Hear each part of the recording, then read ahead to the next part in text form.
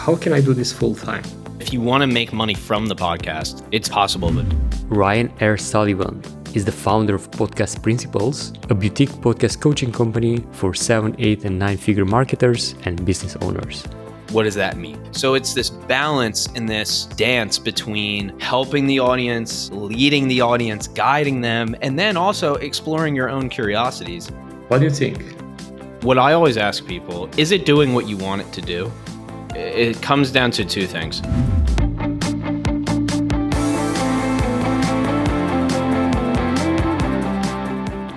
Hey, I'm your host, Gabe Marushka with the Nomad Entrepreneur Show.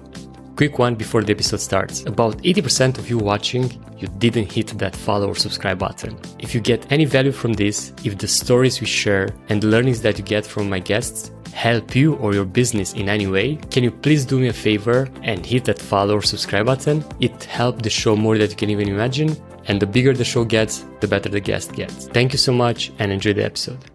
Hey Ryan, pleasure to have you here. Hey Gabe, I'm excited to do this, man. Been seeing your content, and there are definitely some overlaps in what we do, but I'll let you take the lead with that, man. I'm just excited to be here. Likewise, indeed. And I was really curious to have this conversation with you because this will be some sort of case study or actionable episode.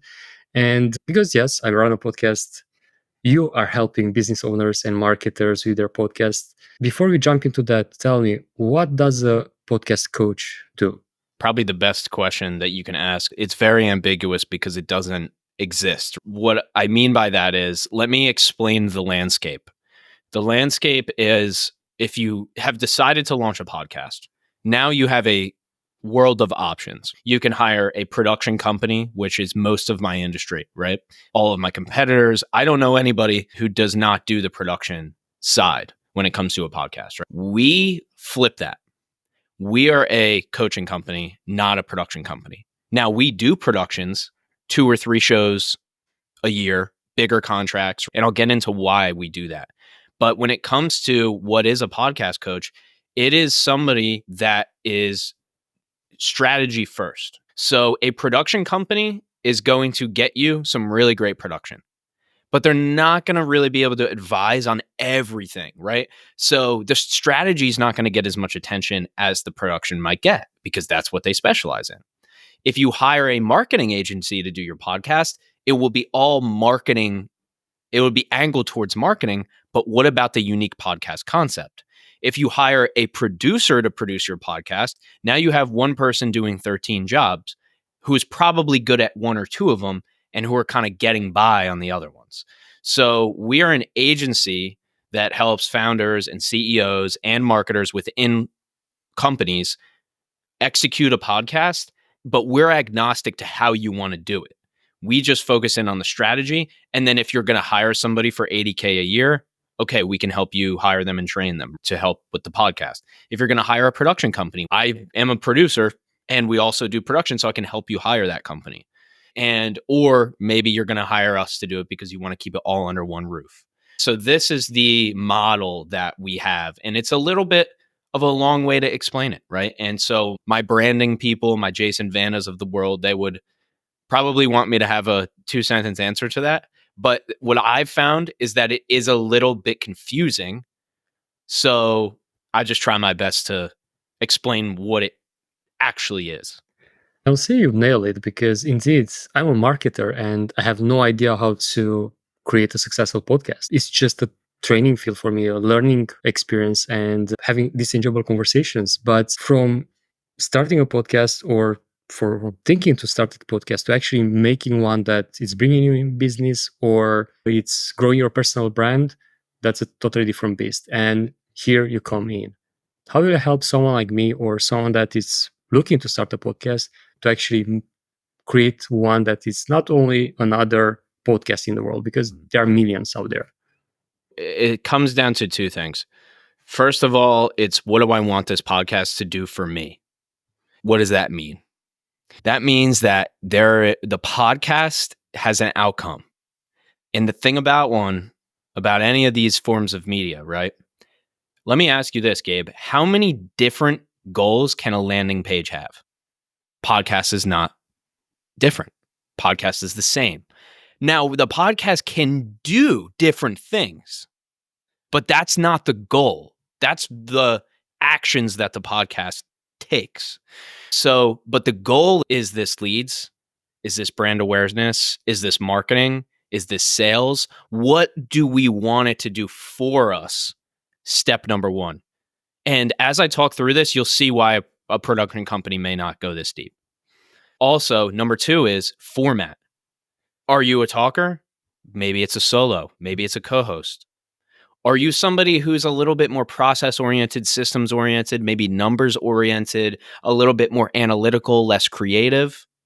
Maybe an interview show would be perfect for you because you can let the guests talk, right? So it's the combination of format, strategy, and personality being the third component. The personality is the thing that I'm not trying to change. I'm just trying to capture what yours truly is and where you fit best. And then we'll match all of these three components, format, strategy, personality, all together. So that's what I would do for somebody like yourself. And I'll add on something even more specific, which is somebody like you, Gabe, you're at an advantage because you're a marketer. So you understand marketing. And I know that's a very simple way of me saying this, but many people do not understand marketing because marketing is very difficult, depending on which type of marketing you do. So an SEO based marketer will be able to do things for their podcast that a content based marketer will not be able to do. Now, what you need to do as a marketer, though, whether you're within a company or you're a solo marketer or you're working with clients like yourself, you need to understand what you're good at and what you're not good at. And what we can do at Podcast Principles is say, hey, we also need a branding specialist and a marketer, and we need your sales guy to come in because we need to understand how this is going to help in these different ways. So for me, it takes a team. I used to think, yeah, why wouldn't a company hire outsourced help to do all this type of stuff? And that belief still holds true for me. But at the same time, hey, maybe you hire outside help to train your people. And now how much more valuable is your company 2 to 3 years down the line when all of your people know how to do it, right? So then you're not relying on the company who's holding all the secrets of your success behind the closed door, and you need to keep them on retainer. What I love about those steps is that I think I kind of nailed a few of them, but the others not really. And going into the formatting, I always tell myself that I'm an introvert. And I'm the one that listen all the time and ask the right question probably or stuff like that. And I thought that interviewing is suitable for me, the format. But in the same time, while attending as a guest other podcasts, I enjoy it. I enjoy being the one that talks. Probably because I kind of went out of my comfort zone. I start talking in public more and so on. But still, when I'm inside my own show, I enjoy it more because I love listening. I love absorbing information. I love learning and actually seeing the perspective of others, even if it's something that I might not agree with or I might agree with and so on. And from that perspective, I might nail the format in interviews or not. What do you think? Oh, I think that makes sense. I'm not getting from you that you are this, insanely outgoing, exuberant, person who just wants to talk for 45 minutes straight off of their own, edit for their own edification, right? I can just tell by watching one or two of the episodes that I would agree. I think you're in the right format. Either that or probably a co-host, but that's the thing too. I can't tell you. Now, I can tell you, but I'm trying to predict the future. The best thing that somebody who doesn't have a podcast can do, and if I were you, what I would have done is I would have done a solo, I would have done a co-host, and I would have done an interview. And maybe one or two of each before you do anything. And also, the question is though, yes, Ryan, but then do I hire you guys before I do that? Sure. But what if I want to hire you guys after that? Okay. If you hire us before, those episodes are going to be better. If you hire us after, then you have some data that we can actually use when we start. So I have arguments for either way. Obviously, I want you to start with us sooner because then there's just more things we can work on. But I think that I know that nobody can really tell you Here's the thing. If you are still getting excited, I'll refer to Tim Ferriss for this. He's a big podcaster for people who don't know, but he's also an author and he's done a lot of things. I'll caveat before I say this, which is looking at very large content creators and people who are literally famous is not good for something like this. It's just not going to help. But using Tim Ferriss's advice, he's been able to do it this long. And the other example I'm going to use, I'm not even going to mention it, the biggest podcast in the world. These people have done it, which not a lot of people think about, because they really like doing it and they get fired up to continue to do it. We can put together 16 pieces of the perfect podcast, but if you don't sit there excited to actually do it, then what are we doing? Actually, that thing get me going because there are parts of this that I don't enjoy, like the producing part. I'm a technical person. I know those stuff. I'm still doing it myself, but I don't enjoy it. That's the reality because it's time consuming. And with some exception, like creating the teaser and so on, that kind of enjoy it because it's creative and such. But I enjoy the interview part. I enjoy communicating with others and learning from others, as I mentioned. So I probably, found my groove. But it's interesting what you said to test before you actually commit multiple formats. And that, of course, something that I didn't do, with the exception that the launching a podcast came from an Instagram live that I had with a friend, and I enjoyed the conversation. I told myself after that, I see myself doing this thing over and over again. And that kind of triggered the interview style of podcasting. And apart from that, you mentioned the other two things.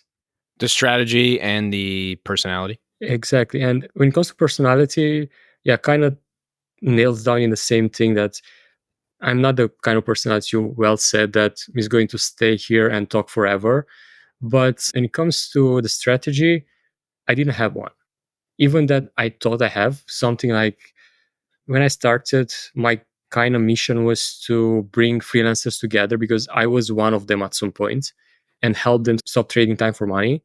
And the goal of every episode was to provide as much actionable advice as possible for those listening to escape that feast and famine route. And that was kind of the goal at the beginning, which I enjoyed. But in the same time, I felt like I talk with individuals that are far ahead from that journey when they used to be a freelancer, and they can provide more high level advice. I can have the kind of conversation that I enjoy most because I was literally asking questions just for my audience.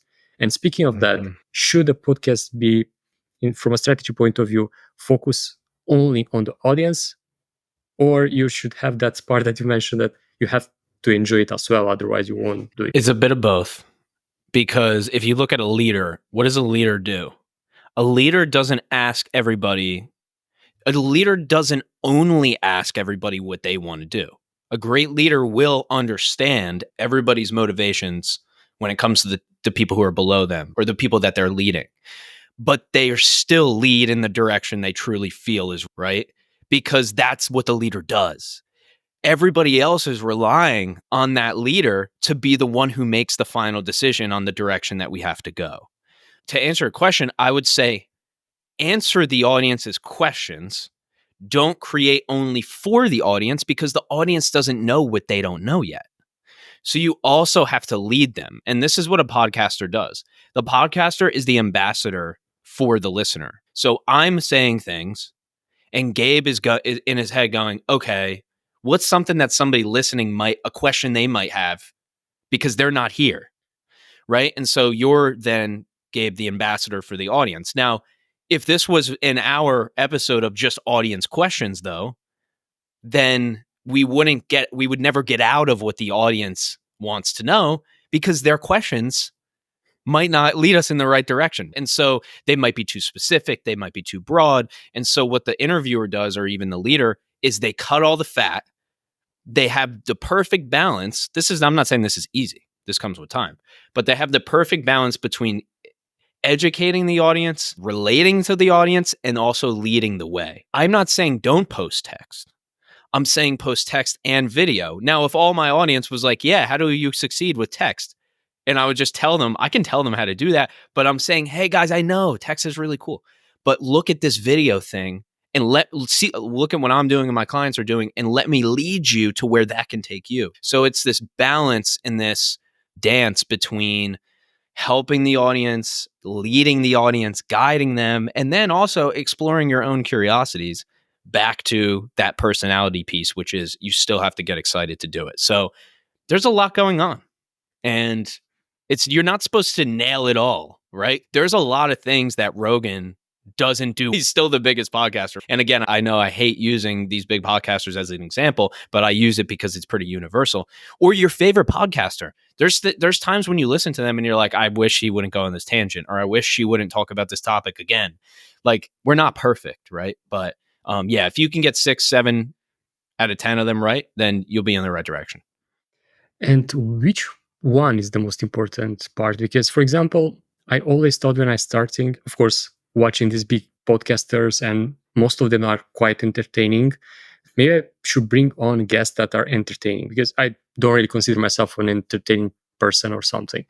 And guess what? Some of the most watched episodes that I had were with individuals that were extremely entertaining, like Brian Miller, which used to be a magician. How do you balance, or how do you find, what are those, let's say, only 3 things that are the most important for a podcast to be successful in terms of strategy? It's going to be different for every show. I think you could force a format to work way easier than you could force yourself into a different personality. I think you can force a shitty strategy to work way easier than you could force your personality to change. So these are 3 completely different things. Like, you starting without a strategy is like not the end of the world, because you can just add the strategy on later. You starting in a format that's not ideal for you is okay, because you may just grow into that format and then it may actually work for you after you do it enough times. But the personality piece is the thing that, like, when is that changing? You know, if you look at the Myers-Briggs, or you take a personality test 10 years ago and you take it again, how wildly different is it? You're still type A, or you're still not, or whatever. It's not a matter of importance. It's more, I think, all of this is personal. And so it's like a self-awareness thing, where you want to ask your mom, you want to ask your business partner, you want to ask your girlfriend, you want to ask your boyfriend, you want to ask your clients, you want to figure out what's your it factor, right? What am I really good at? When you worked with us, you were really able to break down these concepts in a way that's easy to understand. Or when you worked with us, you were able to look at all of the numbers and just figure out the ones that were important. Whatever that feedback is, that's the thing that's going to lead you in the right direction. But who am I to tell you what's more important? I just have a process and a system for how we do it. But that's not to say that if you do it in a different order, it's not going to work. Absolutely. Let's take me as an example. In my case, I kind of find joy because, as I mentioned, I learn from it. So applies to my personality as well in terms of strategy. Even did I didn't plan it, as you mentioned, but I arrive at a point that it's actually driving business without me planning that, because I build relationships with my guests, and they become at some point my clients, and so on. And the other way around, like I hire a lot of my guests.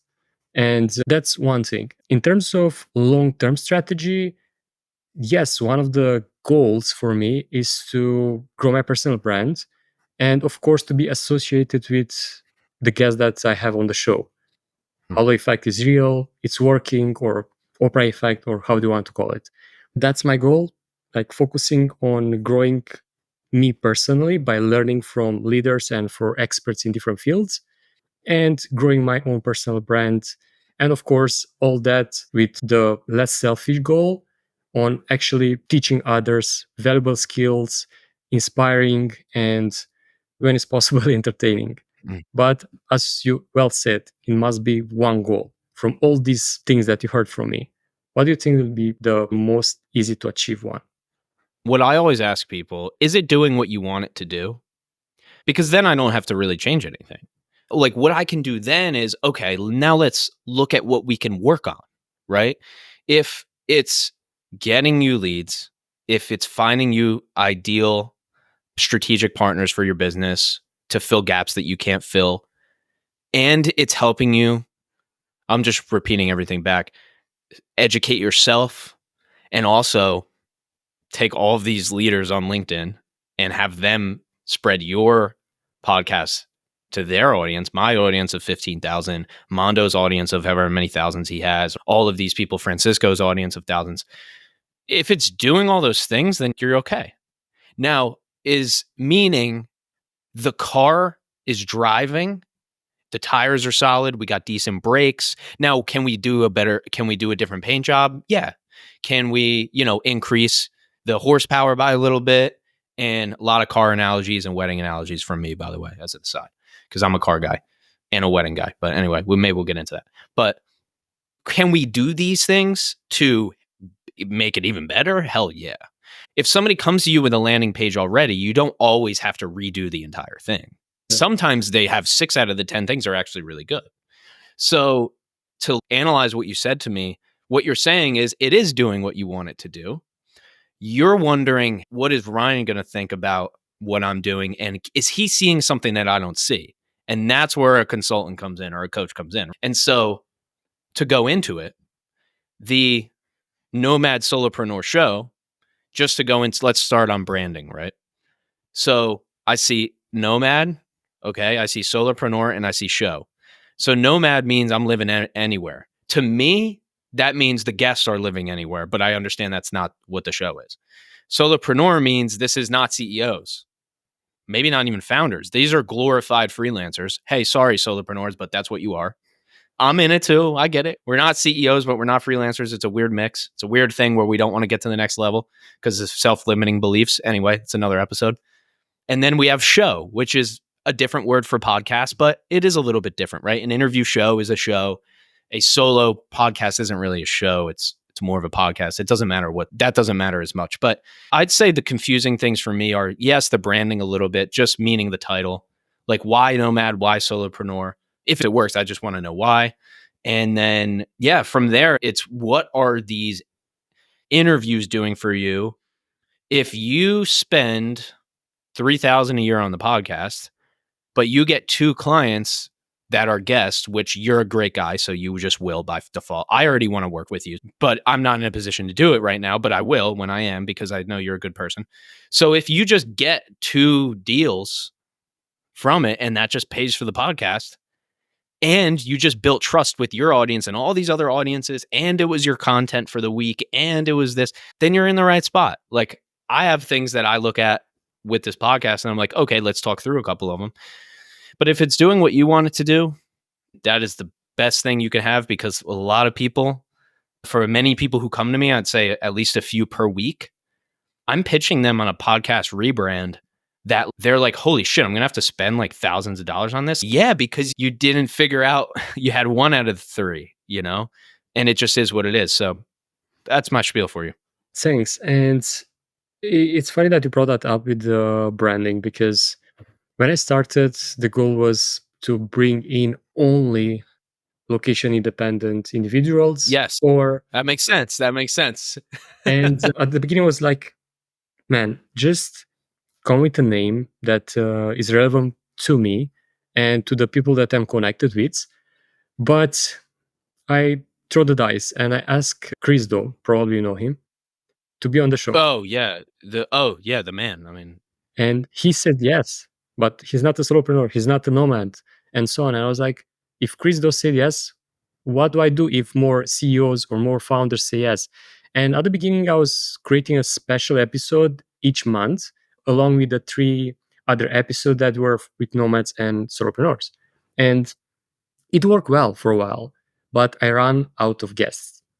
Like, it was hard to find either solopreneurs or nomads, plus the reasons that I mentioned earlier already. So I already took into consideration this to rebrand it at some point. In the same time, I kind of become known as the nomad solopreneur. It's also part of my values. I always say never, but at this point, I don't have full-time employees. I have a lot of contractors and great people that I work with for years, but I don't have full-time employees for various reasons: location independence, freedom, and to not have that thing on my head.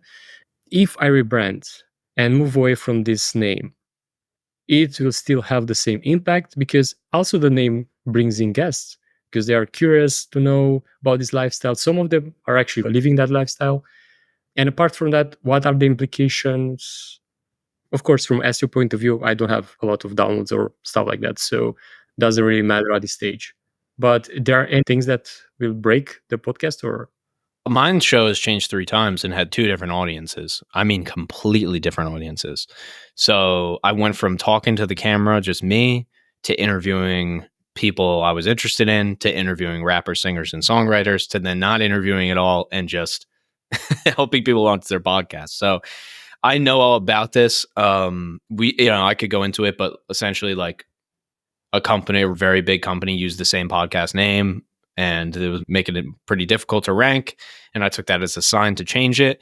But to your question, it's not a make or break, man. You can be the nomad solopreneur.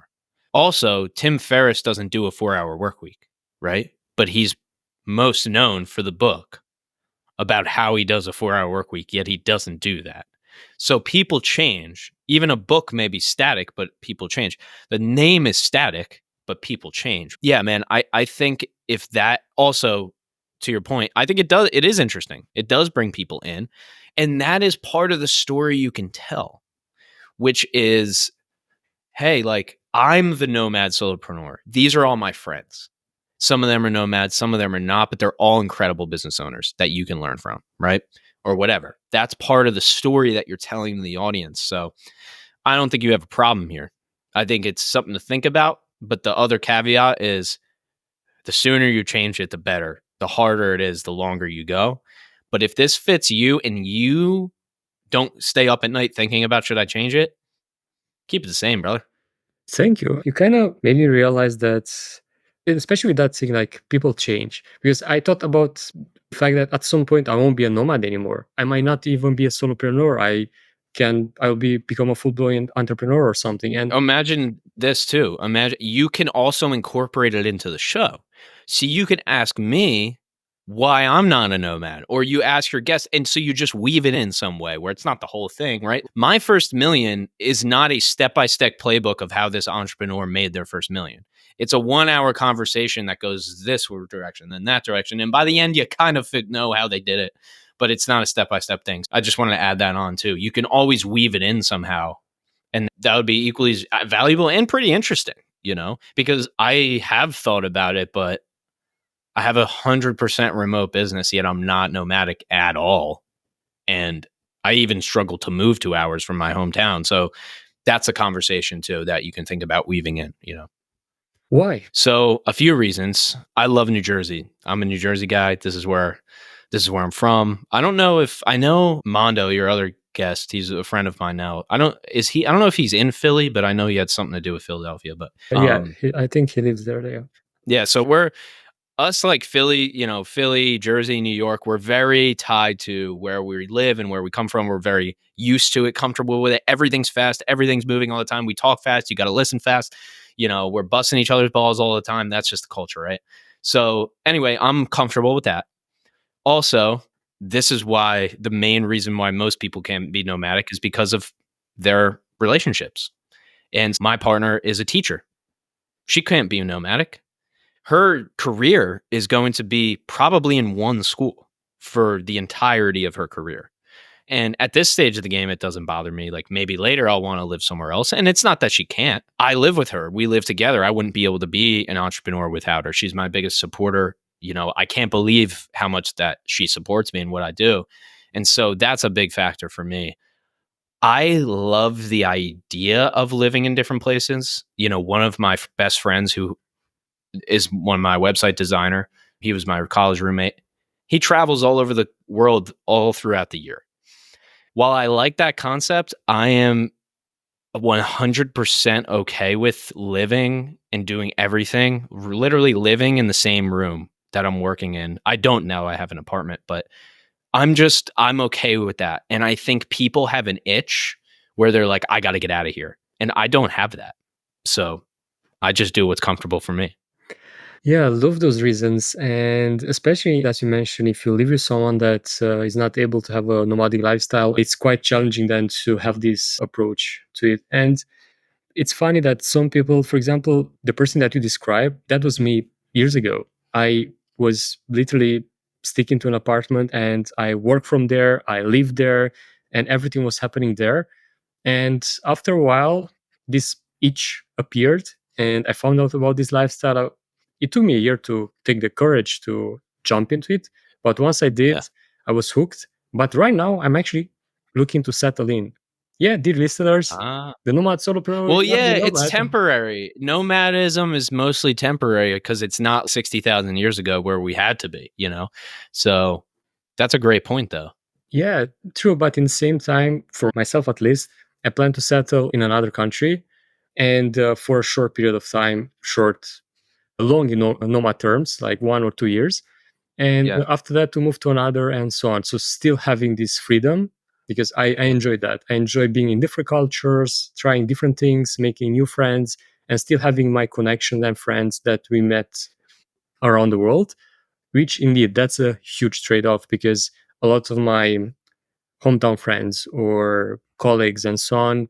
We see each other probably once a year or once in 2 years, which is a Yeah. huge trade off.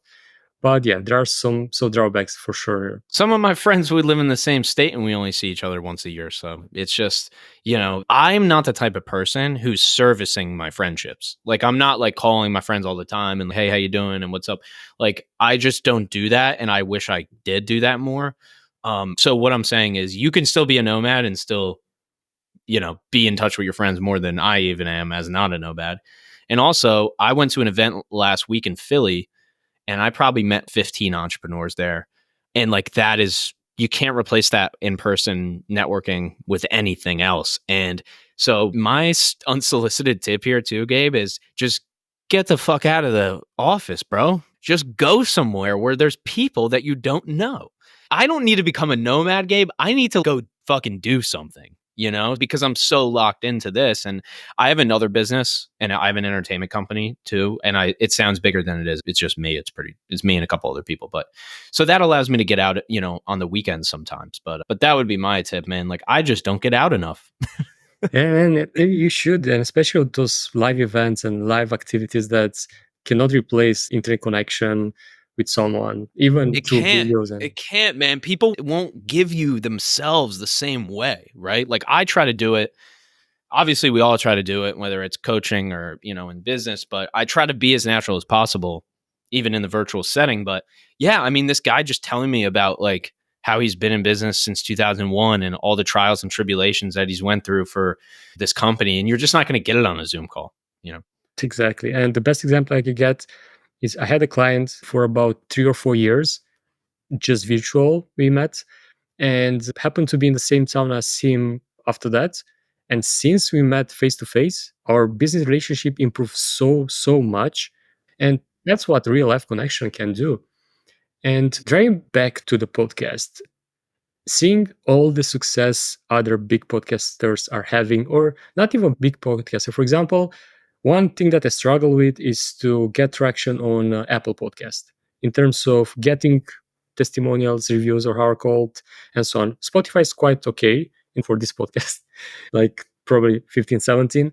But on Apple, even that I try to say it in the show, I ask my guest to leave reviews and I try all the tips in the book, but something probably the show is just bad. I don't know. Listen, No, I mean, yeah, but dude, you can have the best landing page in the world, but there's not enough people are going to it, then it's not going to sell anything. Doesn't mean it's bad, right? Using an analogy of what you do. My question is, what's the split between listeners on Spotify and listeners on Apple? Is it the same, similar amount, or no, it's there are more on Spotify if I remember correctly. I don't really use because analytics like I use for landing page. no, I get you don't even need to listen. I have a niche podcast. Like I have 10,000 total downloads. Like my clients have way more downloads than me. I just don't need a lot of downloads to do what I need to do with it. So that's another aside to say the metrics that matter are the metrics that matter for you, and that's it in all contexts. To to add on that though, okay, less people are listening on Apple. Also, how many Apple reviews have you written for other people? How many times? Good point. I cannot because I don't use an Apple device. I solved it, Gabe. I use an Apple device and I'm not taking the time to sit there and 5-star. I love this guy. This is awesome. Dude, people, it's funny. They'll rather comment on LinkedIn. They're already on there. Take that as a fucking Apple review. I don't know, man. Like the way I look at it is okay, if you really want more Apple review, like why do you want more Apple reviews? And then we have to figure out like, is it just because you want more? What we could do, dude, if you want more, Gabe, Create a funnel, bro. Create a landing page just to get you Apple reviews. You can do it better than anybody else. So what you do is you create an incentive. You say, I'm going to give you this thing if you review me on Apple. And then if you want a lot of reviews, just do it like that. But it doesn't matter, man. It really doesn't matter. Unless you really want them, then it matters. But So let me tell you a possible dream for me. Doing this full time, others, and also traveling the world to interview them in person. And if that's my ultimate goal, how I can transform this into a full time business? Because at this point, I don't monetize it directly, just indirectly by some of my guests becoming clients or partners and whatever. But how can I do this full time? it's going to take a while. Number one, years, maybe 5 to 10, maybe not. Here's why I say this. I know 3 people who are full-time podcasters. Why? When I say that, it sounds like not a lot. Because I know 3 people who are actually full-time podcasters, who are not running an Herbalife thing on the side, who are not doing a real estate hustle on the side to make money. I know a few people who are actually full-time podcasters. How I kind of look at this is, okay, yes, I get that. I get why you would want to do that. But do you understand what that entails? And have you thought through what your life is? Wow, one clip did 150,000 views and then the next one did 20,000. What the fuck happened with the algorithm? And you are so embedded in growth because you would have to be, I would think. A lot of these people, they're either strategic about, I'll say my clients, for example. One of my clients just went full time. She's the biggest podcast in her very niche industry. Maybe not even the biggest, but the one that's the most active. And there's no other really that many other podcasts there. So she has all 3 we talked about in the beginning. Plus she hit the industry. Plus it's a niche. Plus it's the perfect time. Plus she's at every single event. Plus there's companies reaching out to her. Like, so it's everything. And she's not going to make a fraction of what she made in her salary for a while. And I just interviewed her. It'll come out in 2 weeks. But another guy I know, though, went full time. Same thing. Very, very niche. No other podcasts in the space. Barely. He becomes a media company, essentially, and sells spots on the podcast. So, like, it is something that I've never heard of somebody going full time truly with their podcast where other people kind of taught them how to do it. You need to become obsessed with at least a few areas of where that podcast lives. And you would it's just, I don't know, man. It's really hard, I think. And so I don't do it, but just judging by these people. So it's possible, but there's definitely not a playbook. And it would be all you for the most part. Yeah, great perspective. And to be honest, I didn't expect you to say something else because I kind of analyze others and I saw that even, for example, if some of them are renowned podcasters, they have something on the side. Other businesses that are, which is fine. That makes sense. yeah. And even, I don't know, big podcasters like Stephen Bartlett, I think he's making only like 1 million per year with his podcast from sponsorship and stuff like that. Dude, if you want to make money, don't start a podcast. Like, you know what I'm saying? Like, it's not go into real estate. You know what I'm saying? But no, podcasts can be extremely lucrative, right? There's like comedians who are making like 200 times what Stephen Bartlett makes or something, right? So it's just, I don't teach it that way. So that's why I don't have any like prescriptions. Mine's actually the opposite. Mine is just like, you're a CEO, get on camera for 30 minutes a week and then have everybody else do the rest. So it's like kind of the opposite where it doesn't take over your life, you know? But yeah. And speaking of that, now it's much more simple because I put some system in place and I used a lot of tools. But production was one of my biggest bottleneck at some point. And probably for most of those that are starting a podcast or want to start a podcast will be the same with all the tools that are out there. How to go about it if you're not making direct money from it? I'm the kind of person that if starts a business, it's want to be creative and start it in a way that doesn't invest money in it until it makes money. I don't have the time because I run the business. And Yeah. how will we go about it? Yeah. So this is partially why I don't work with as many solopreneurs anymore, because it was hard for me to tell them how to do this. Now, what I did was I slowly hired a team. And now what I did was doesn't directly apply to this because I hired them to work on my client's podcast. So here's what I did. I worked as an audio engineer. So I figured that out. Then I hired a production company to produce for my clients to see how they did it. Then I fired them and hired my first audio engineer. And then I trained him. And I just went, and eventually I was able to put my team and have them produce my podcast too. Now you could skip those steps, but if you aren't trained as an audio engineer like me, or you don't have 5 to 10 years of video experience like me, like it's hard because you hire that freelancer and they make you something and it's not as good, and you go, it's not as good forever. And so forever it's not as good because you got to train people. This is like what it's like, right? And then they could leave at any moment. Yeah, that's just what business is like. So what we do is we have a system to hire and train people. The thing that people don't do that we do is we know how to spot the ones that you should put your time and energy into. And hiring and recruiting and training is not 100% perfect science. But I've done it so many times that when I can see 50 samples and be like, these 3, bring them in.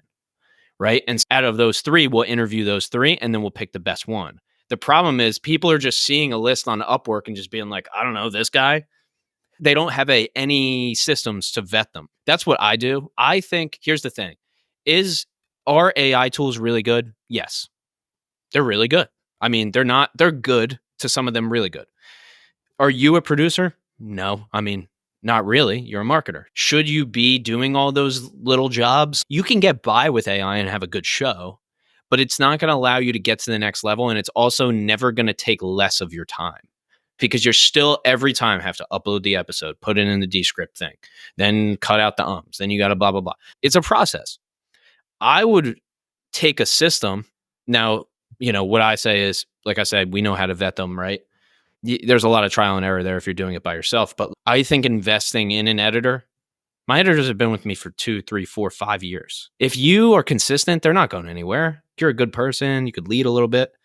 I'm not involved in their lives that much. It's just we have a worker relationship. Hire a video guy who to help hire a videographer. Pay him $2,000 to train him. I don't know. That's how I would do it. There's no exact science, right? I mean, that answer would have been like 2 sentences if there was. That's true because, for example, when I hire for my business, for marketing business, I can spot immediately, as you mentioned. If I look at their profile or their work, I know who is good or who is not, or who is coachable or who is not. But when it comes to this, of course, I don't have expertise. I cannot spot them. And Yes.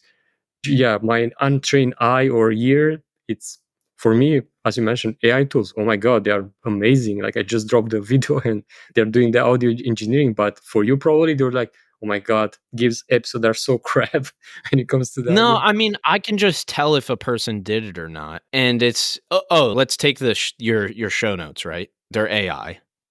Because it says Gabe this title, just interviewed Ryan this title about these. Like I know it's AI, right? Now if you read our show notes for our clients, I think most of the time it's pretty obvious that it's not. We don't use AI for that. I use a person to write them.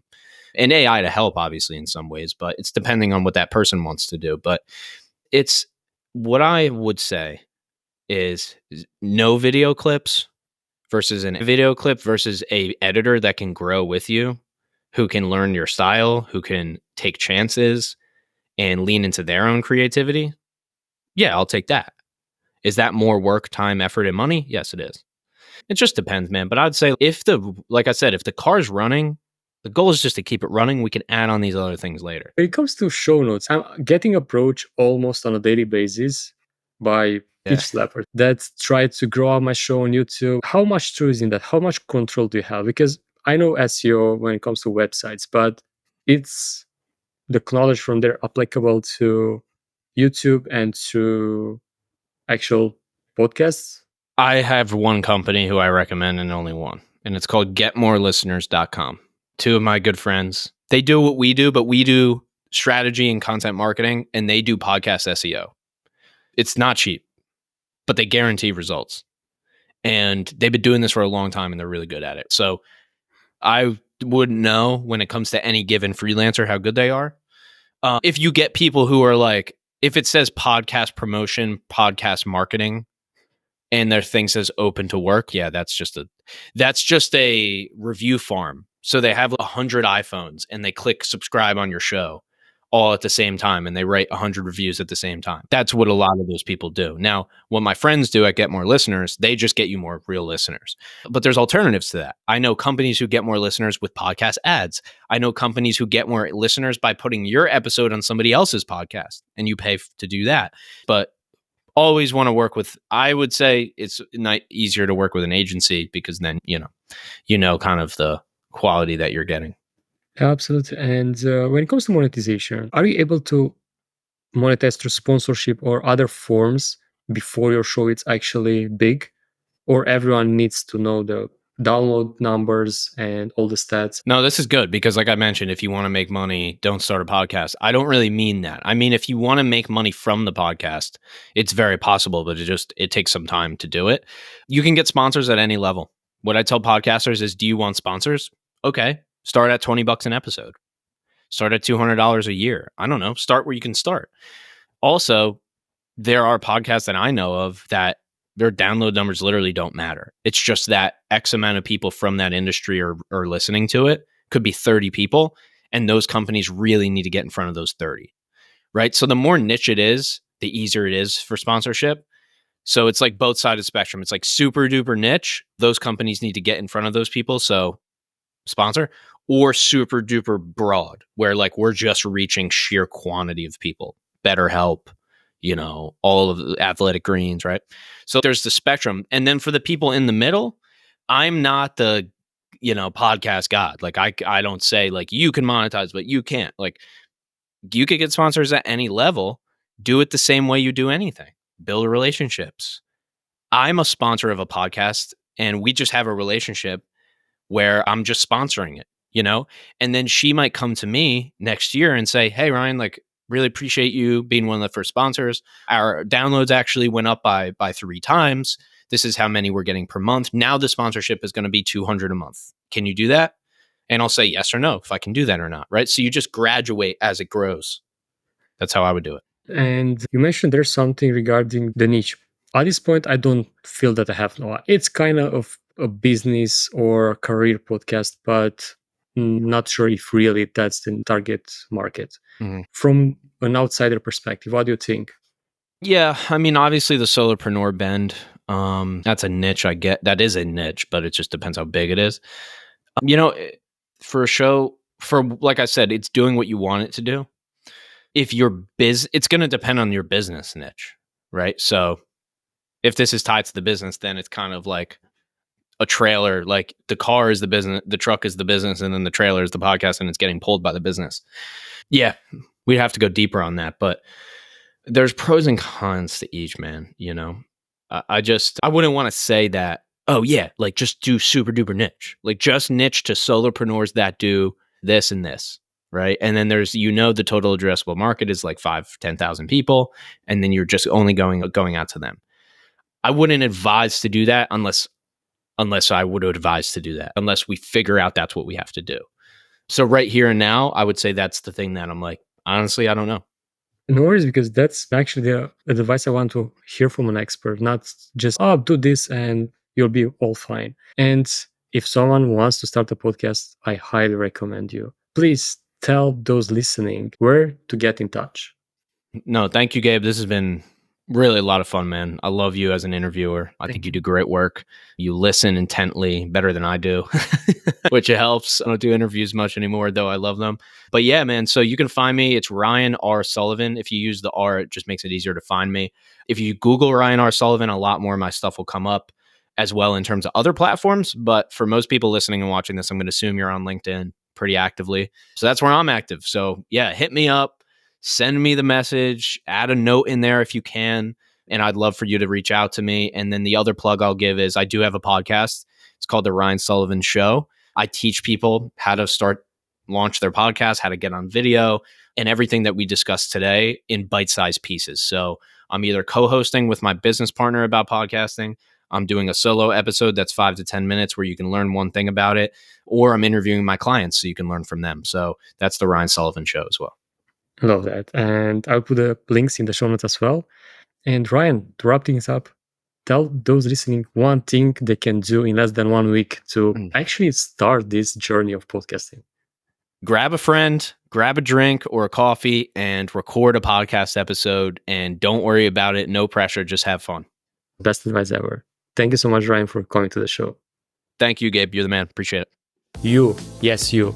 You're one of the few that stick to the end. And I want to thank you from the bottom of my heart for doing so. If you haven't subscribed already, please do so below. And if you got any value from this, please share it with a friend. They might got some value from it as well. Thank you so much, and until next week, pura vida!